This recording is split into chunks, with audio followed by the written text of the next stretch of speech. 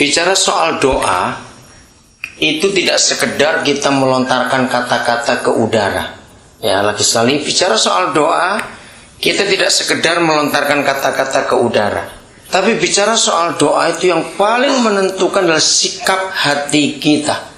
Mengapa Tuhan Yesus pernah keras bicara pada orang-orang Farisi? Percuma kamu panjang-panjang kata doamu dan kamu ulang-ulang.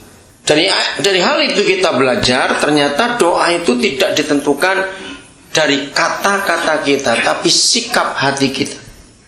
Dari semua kesaksian tadi jelas sekali bahwa sikap hati.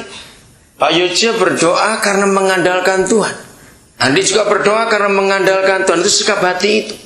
Kita bersyukur kalau Bapa di surga tidak melihat kata-kata kita, tapi melihat sikap hati kita.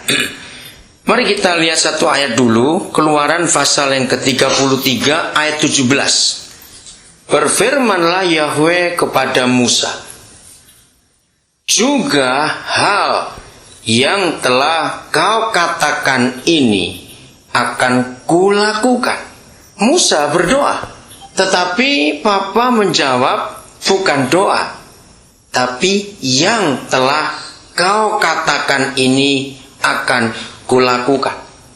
Nah, dari ayat ini kita melihat bahwa bukan mengucapkan kata-kata doa, tetapi sikap hati Musa dalam bersekutu dengan Bapa di surga. Saudara, saya tidak pernah menemukan janji yang sehebat ayat ini tentang doa. Coba saudara perhatikan baik-baik. Kalau ada kalimat juga hal, itu berarti tadinya sudah atau belum? Sudah ada. Berarti bukan cuma sekali dua kali, tetapi ini berulang kali. Saudara, kapan yang Maha Kudus bisa mengatakan hal ini kepada setiap kita? Juga hal yang telah kau katakan ini akan kulakukan. Kalau saya memberikan pertanyaan ini, saudara akan mengerti.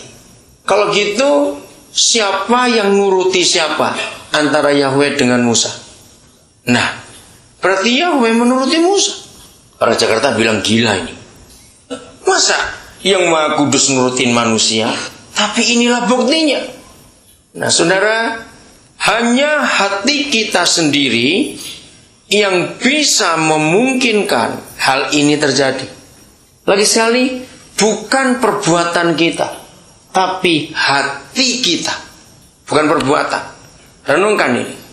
Papa tidak pernah terpengaruh dengan perbuatan kita. Setuju tidak? Jawabannya kenapa? Mengapa dia tidak pernah terpengaruh dengan perbuatan kita, tapi dia sangat terpengaruh dengan sikap hati kita? Siapa bisa jawab? Bisa dibuat-buat. Ya. Perbuatan bisa munafik. Kita bisa berbuat baik di depan orang. Maka itu dari seluruh kitab suci kita mempelajari, apapun juga penilaian Tuhan pada siapapun juga.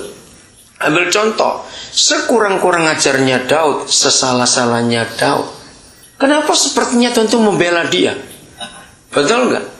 Kenapa seperti itu kok nggak adil? Satu kali saya pernah diskusi dengan Bapa di surga. Saya bilang, Papa, dosanya Musa itu kok dipikir lebih ringan daripada dosanya Daud. Betul nggak? Musa kan cuma salah ngomong. Yahweh berfirman, katakan Musa pada gunung batu itu. Dia emosi, dia pukul.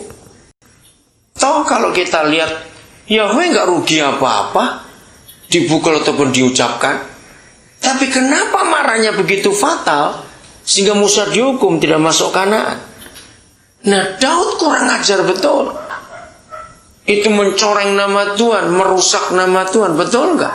Dia sudah berkhianat, lalu dia bohong, lalu dia bunuh, dia berzina, dia ambil istri orang. Wih, ngeri sekali.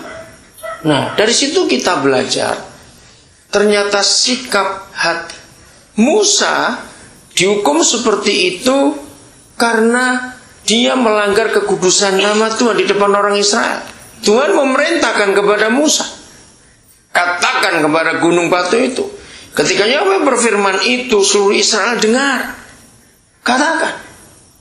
Tapi dalam emosinya, Musa menggunakan tongkat itu. Nah, yang paling fatal adalah Musa menyalahgunakan otoritas. Karena kalau Musa tidak diajar, diberikan pelajaran begitu keras, maka bisa bayangkan Musa akan seenaknya menggunakan tongkat itu sejak hari itu. Begitu dia emosi, dia pukuli Israel, berkata, jadi kera kamu, jadi harimau kamu, jadi apa kamu. Bisa ngerti maksudnya itu? Bahwa kalau Musa nggak diajar, dia akan celaka sekali. Nah, jadi mengerti sekarang sikap hati kita itu lebih menentukan daripada perilaku kita. Karena dari situlah Yahweh itu menilai keadaan kita.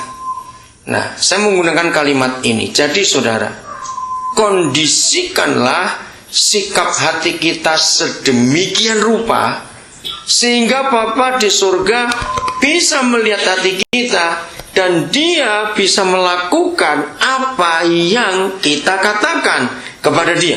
Coba bayangkan ayat ini. Berarti ada nggak doa Musa nggak dijawab oleh Tuhan? Ada nggak? Tidak ada. Juga hal yang telah kau katakan ini akan kulakukan. Nah, kita lanjutkan. Inilah alasan Yahweh mengapa Dia bisa melakukan apa saja yang Musa katakan. Sehingga tadi kita menemukan kesimpulan, mengapa bisa yang Maha Kudus nurutin manusia. Ini hal yang luar biasa. Perhatikan setelah koma ada kata apa? Nah, karena. Kata karena sebagai kata penghubung ini menunjukkan penjelasan. Karena engkau telah mendapat kasih karunia di hadapanku. Alasan yang kedua, mengapa yang Maha Kudus bisa menuruti Musa, menuruti manusia. Yang kedua, karena aku mengenal engkau.